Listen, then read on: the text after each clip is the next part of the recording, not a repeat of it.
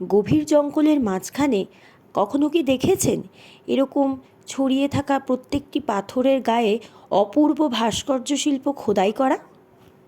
তাহলে চলুন, আজ আপনাদের নিয়ে যাব পুরুলিয়া জেলার অত্যন্ত মনোরম একটি স্থানে। আমরা এখন চলেছি পাখি পাহাড়ের দিকে। তো আমাদের এখানে যেতে গেলে নতুন নিয়ম হয়েছে যে এখানে সেলফ হেল্প গ্রুপ রয়েছে, তারা মহিলারা আমাদের এগিয়ে দেন উপরে। এই তো আর যত বড়ই গ্রুপ হোক না কেন বা যাই হোক না কেন, আপনারা মানে সবাই 100 টাকা করে নেন। 41 জনের ওনাদের একটা স্বনির্ভর গোষ্ঠী রয়েছে মহিলা, তারা সবাই এই কাজের সঙ্গেই যুক্ত।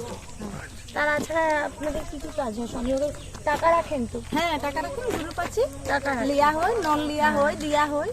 স্থানীয় এই দিদির সঙ্গে কথা বলতে বলতে আমরা এগিয়ে গেলাম জঙ্গলের দিকে। আসলে আপনাদের মনে হয়তো অনেকেরই প্রশ্ন হচ্ছে, কেন ট্যুরিস্টরা একা যেতে পারে না?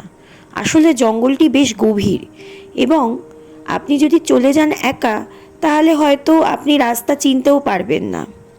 আর দ্বিতীয়ত, এই দিদির সঙ্গেই কথা বলে জানতে পারলাম ঠিক পরশুদিনই নাকি হাতির পাল বেরিয়েছিল। দিদি বলল এখানে নাকি এদেরকে বড় ঠাকুর এরা বলে এবং এরা নাকি এদের পুজোও করে। সুতরাং একেবারেই রিস্ক নেবেন না এবং ওদের কথা শুনেই চলবেন পুরোটা রাস্তা। সবুজ জঙ্গল আর এই প্রকৃতির মধ্যে দিয়ে যেতে সত্যি অপূর্ব লাগছিল। বর্ষাকালের এই যে লাশ গ্রিন যেটাকে বলে, সেটা কিন্তু একান্তই না দেখলে অনুভব করা যাবে না। যাই হোক, আমরা প্রায় মারাবুরু পাহাড়ের পাদদেশে চলে এসেছি। এই মারাবুরু পাহাড়েই পাদদেশে প্রায় 65খানা পাথরে ওনারা খোদাই করেছেন। এইখানে আমরা এসেছি, তো এইখানে যে পাহাড়ে এরকম খোদাই হয়েছে পাথরের মধ্যে, এই খোদাইগুলো এর জন্য এই পাহাড়টার নাম পাখি পাহাড়। পাখির এই ছবিটা এখানে, পাখি, তারপরে বিভিন্ন রকমের মানে চিত্রশৈলী রয়েছে এখানে একটা।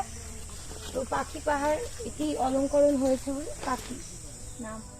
পাহাড়ের পাদদেশ থেকে একেবারে 800 মিটার উচ্চতা পর্যন্ত শুনলাম যে প্রখ্যাত চিত্রশিল্পী চিত্ত দে এবং তার টিম এই অলঙ্করণগুলি করেছেন এবং ভাস্কর্য শিল্পের অপূর্ব নিদর্শন জায়গায় জায়গায় দেখিয়েছেন। এসে জিনিসগুলোকে হাত দিলে বুঝতে পারবেন যে এগুলি কতটা সূক্ষ্ম কারুকার্য করা একটি পাথরের উপরে। সত্যি তার এইরকম ভাবে পাখি পাহাড়ই নাম হয়ে উঠেছে, এত সুন্দর পাখির ছবিগুলো আছে, তাই না? দিদির কাছ থেকে আমরা জানতে চাইলাম আমরা কি এই পাহাড়ে উঠতে পারি, তার মানে মারাবুরু পাহাড়ের কথা আমরা বলছিলাম। দিদি বলল হ্যাঁ, অনেক এরকম রক ক্লাইম্বিং এনথুসিয়াস্ট এনাদের কাছে আসেন এবং তারা রিয়েল রক ক্লাইম্বিংও করেন। তাই আপনাদের যারা প্যাশনেট এখানে অবশ্যই আসবেন। আসলে আপনারা সত্যি খুব ভালোভাবে এনজয় করতে পারবেন।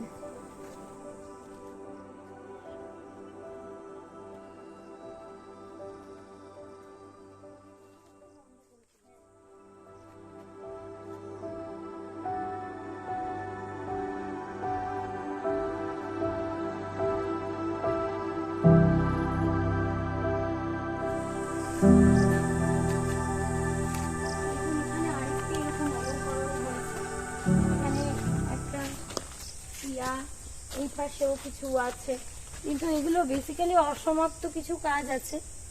শোনা যাচ্ছে যে লকডাউন থেকে এগুলো বন্ধ হয়ে গিয়েছে, তো এগুলো কমপ্লিট হলে আরো সুন্দর লাগবে অবশ্যই। তো এখনো তো এরকম রয়েছে, সেগুলোও কিন্তু খুব সুন্দর এবং দেখার মতো। আমি এখানে এসে অবশ্যই বিভিন্ন দায়িত্বপ্রাপ্ত যারা অধিকর্তা রয়েছেন এবং প্রশাসনের দৃষ্টি আকর্ষণ করে এটাই বলতে চাইব, অবশ্যই এই কাজে শিল্পীদের যথাযোগ্য মান্যতা প্রদান করুন।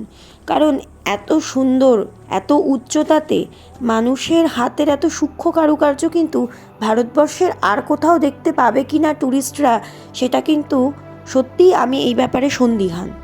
এখানের এই কাজগুলি সমাপ্ত হলে পুরুলিয়া কিন্তু ভারতবর্ষের ট্যুরিস্ট প্লেস হিসেবে অনেক এগিয়ে যাবে, মানুষ আরও অনেকেই এখানে আসবে।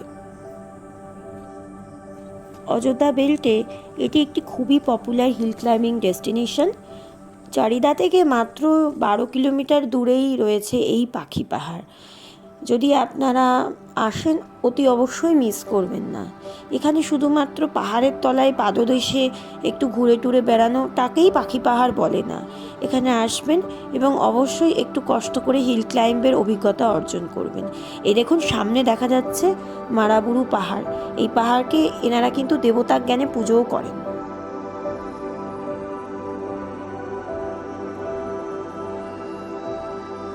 এই অসাধারণ সুন্দর চারিদিকের এই ভিউটা আমার খুব ভালো লাগছে। বর্ষাকালের সৌন্দর্য একটা অন্যরকম। এখানে আপনারা শীতকালেও আসতে পারেন, বর্ষাতেও আসতে পারেন, কিন্তু খুব গরমে মালভূমি উপত্যকা এরিয়াতে খুব গরম হয়, এটাই জানতে পারলাম। খুবই সুন্দর। এবারে চলুন একটু এখানে বসি, এই একটুখানি জঙ্গলের মাঝখানে বসি।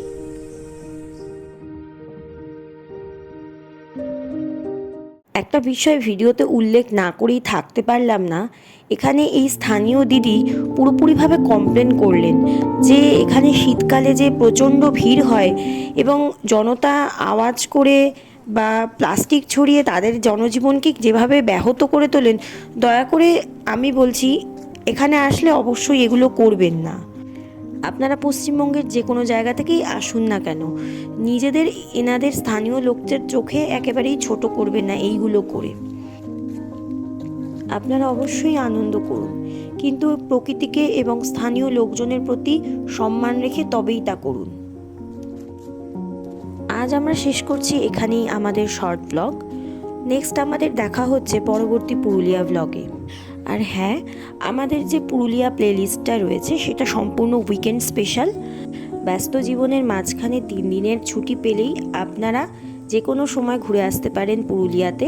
এটি একটি অত্যন্ত ইজি গোয়িং একটি ট্রিপ, রিল্যাক্সিং ট্রিপ আপনাদের হবে এবং অবশ্যই যারা এক্সপিরিয়েন্স গ্যাদার করতে চাইছেন তাদের জন্য খুব ভালো এই পুরুলিয়া ট্রিপটি। ডিটেল আইটেনারি এবং প্রত্যেকটি জায়গার খরচসহ যদি ভিডিও আপনারা নেক্সট চান তাহলে অবশ্যই কমেন্ট করুন এর নিচে, আমরা অবশ্যই উত্তর দেওয়ার চেষ্টা করব। নেক্সট আমরা ভিডিও করতে চলেছি, আগে থেকেই বলে দিলাম, খয়রাবেড়া গ্রামের উপরে। অত্যন্ত সুন্দর এবং অত্যন্ত বিখ্যাত একটি গ্রাম পুরুলিয়ার খয়রাবেড়া। নেক্সট ব্লগে আপনাদের জন্য নিয়ে আসব এই ভিডিওটি। আনটিল দেন সঙ্গে থাকুন। নমস্কার।